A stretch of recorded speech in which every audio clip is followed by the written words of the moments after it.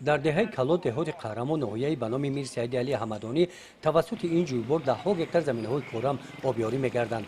мутаассифона аз пас будани маърифати экологӣ ва муносибати хунукназаронаи сокинон баъзе соҳили ин ҷӯйборро ба партовгоҳ табдил доданд.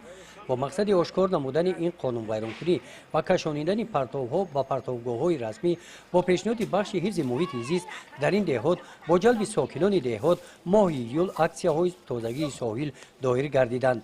дар ин ҳашар ки дар деҳаи кало доир карда шуд бо кӯмаки ҳашарчиён соҳили ҷӯйбори марказӣ ки аз ин деҳа мегузарад аз партовҳо тоза карда шуданд. хасу хор алафҳои бегона дигар партовҳои маиширо ҳашарчиён аз шафати кӯчаҳо бардошта ба ҷойҳои безарар бурда партофтанд.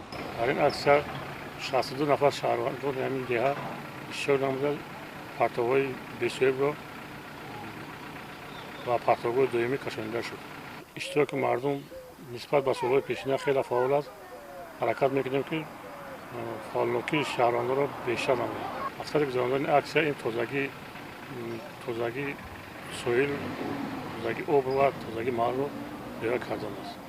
дар як вақт бо гузарондани ҳашари тозагӣ аз ҷониби кормандони бахши ҳифзи муҳити зисти ноҳияи ба номи мир саиди алӣ ҳамадонӣ бо сокинони оиди риояи ҳатмии қоидаҳои ҳифзи муҳити зист саҳми арзанда гузоштан дар тозагии маҳал дар баландбардоштани маърифати экологии сокинон суҳбату мулоқот доир намуданд.